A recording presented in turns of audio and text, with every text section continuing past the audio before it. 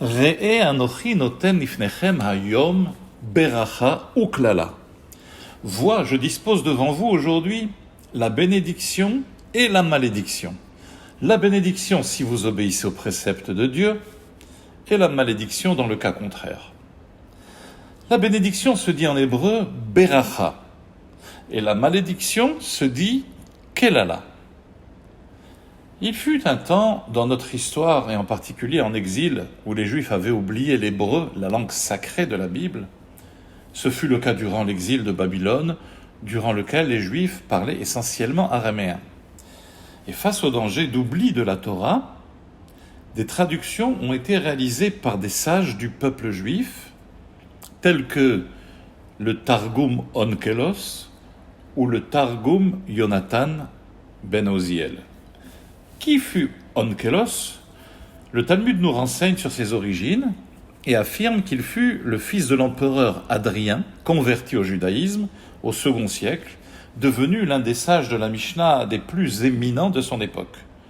Il entreprit donc la traduction de la Torah en araméen, langue du peuple, supervisée par ses maîtres et en conformité avec la tradition orale transmise de génération en génération depuis Moshe Rabbeinu. Une seconde traduction de la Torah en araméen fut réalisée par Yonatan ben Oziel, qui fut l'élève de Hillel Hazaken, parmi les sages de la Mishnah de la première génération. Mais à la différence de celle d'Onkelos, cette traduction fut rédigée en Israël et s'accompagne de commentaires ainsi que de récits explicatifs.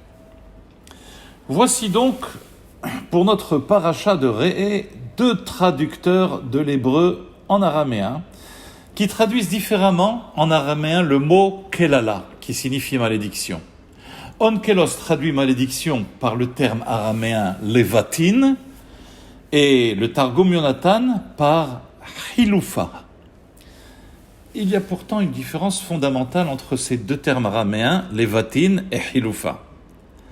Le concept de malédiction qu'Onkelos traduit par levatin exprime un état de malheur inéluctable, immanquable, logique, qui est la conséquence du non-respect des préceptes de la Torah.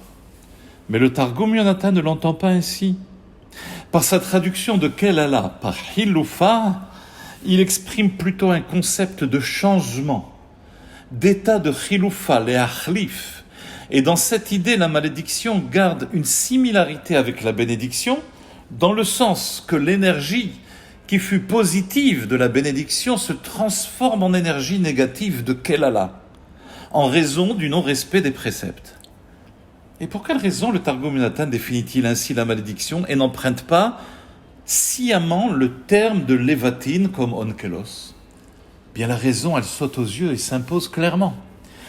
Car le verset de notre paracha dit explicitement « Vois, je dispose devant vous aujourd'hui la bénédiction et la malédiction ». Comment la malédiction peut-elle être issue, dérivée de Dieu? N'est-il pas marqué dans Echa, Mipi Elion Lotetse Haraot, que de la bouche de Dieu il ne peut sortir de mal? Comment la divinité pourrait être la source de malédiction? Et afin de surmonter cette difficulté sémantique, le Targum Yonatan préfère traduire par Hilufa, pour bien comprendre que la malédiction et le malheur qui en découle n'est pas l'effet de celui qui donne de Re'e anochi noten lifnechem, mais plutôt du receveur. L'action humaine, c'est elle qui détourne le flux du bien qui était destiné à l'homme. En observant les préceptes, c'est naturellement la bénédiction qui se déverse. Mais qu'est-ce qui a modifié le parcours de la bénédiction et la hilufa et l'a transformé?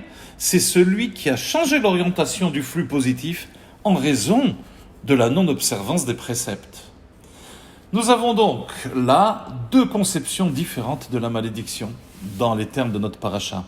Celle d'Onkelos, pour qui la malédiction est levatin, l'image précise du malheur qu'elle représente dans toute sa négativité, et celle du Targum Yonatan qui définit la malédiction comme étant le contraire de la bénédiction, hilufa, celle qui est venu prendre la place de la bénédiction, qui dans le malheur garde comme un parfum caché, enfoui dans l'opacité de la négativité.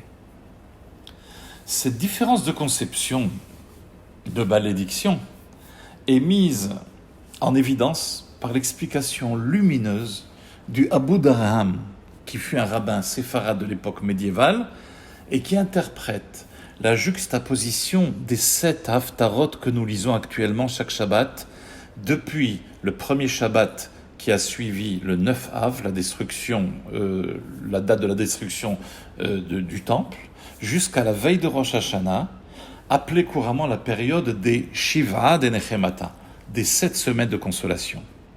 Nous verrons d'après le Abu Darham qu'au départ, la destruction du temple est vécue par l'Assemblée d'Israël comme une malédiction à l'état pur, un malheur qui fut inéluctable, une lévatine au sens de onkelos, et que progressivement, le peuple juif comprend que la malédiction est plus une hiloufa, une position réversible d'un état négatif à l'état positif.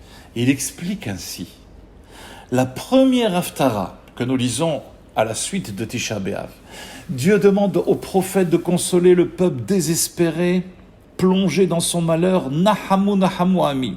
Consolez, consolez mon peuple. Ce à quoi les Juifs répondent dans la seconde haftara, la semaine suivante, Vatomer Tzion azavani Hashem. Tzion dit, Dieu m'a abandonné.